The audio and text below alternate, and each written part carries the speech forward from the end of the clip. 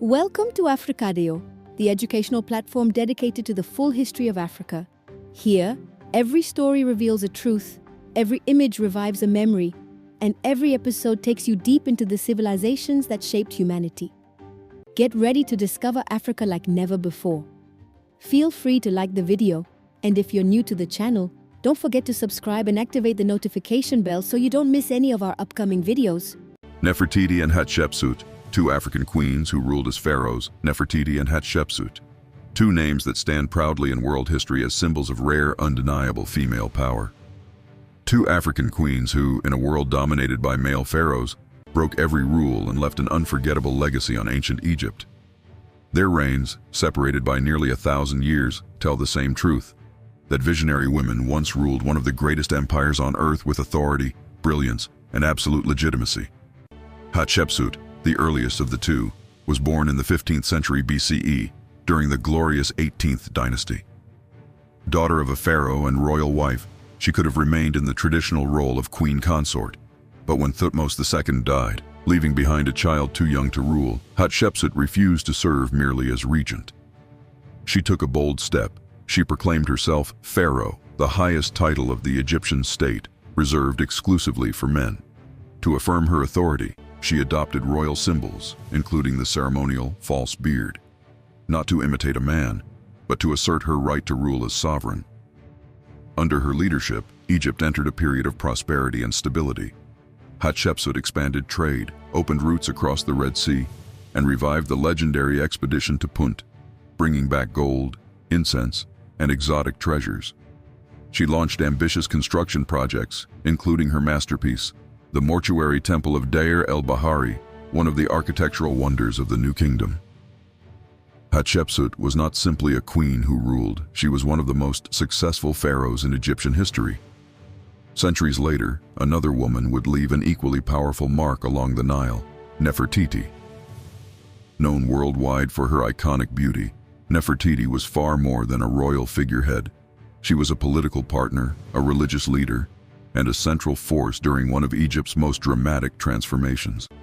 In the 14th century BCE, alongside her husband Akhenaten, she spearheaded the most radical religious reform the country had ever known, the worship of the Aten, the solar disk.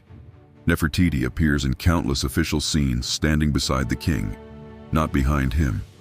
She participates in ceremonies, receives foreign diplomats, and issues decrees. Some archaeological evidence suggests that toward the end of her life, she ruled as pharaoh in her own name, possibly under the throne name Nefertiti, just before the rise of Tutankhamun. Far from the passive queen depicted in popular culture, Nefertiti was a leader, a strategist, and an architect of a new spiritual order. What unites Nefertiti and Hatshepsut, beyond the centuries that separate them, is the force of their leadership. In a system structured around male succession, they imposed their authority not through war, but through political intelligence, diplomacy, symbolism, and mastery of the state's institutions. They governed an African empire complex and influential, shaping the ancient world through stability and bold innovation. Yet their stories were not without obstacles. After Hatshepsut's death, some successors attempted to erase her. Her statues were broken, her name removed from king lists, her images hammered out, not to deny her achievements, but to restore a patriarchal order disrupted by her extraordinary reign.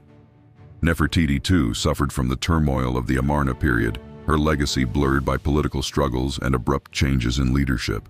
And yet, despite the attempts to erase them, history refused to forget.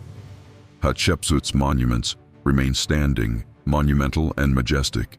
Nefertiti's bust has become one of the most famous works of art ever created.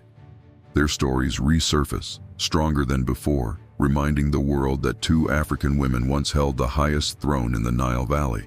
Today, Nefertiti and Hatshepsut stand as evidence that ancient Africa produced powerful, respected, and visionary female rulers. They remain towering figures in world history, pharaoh queens, builders, innovators, and symbols of African and feminine power that continue to inspire generations. Give us your thoughts in the comments, and if you enjoyed this video, don't forget to like, subscribe, and activate the notification bell so you don't miss any of our upcoming content. See you soon for another extraordinary episode.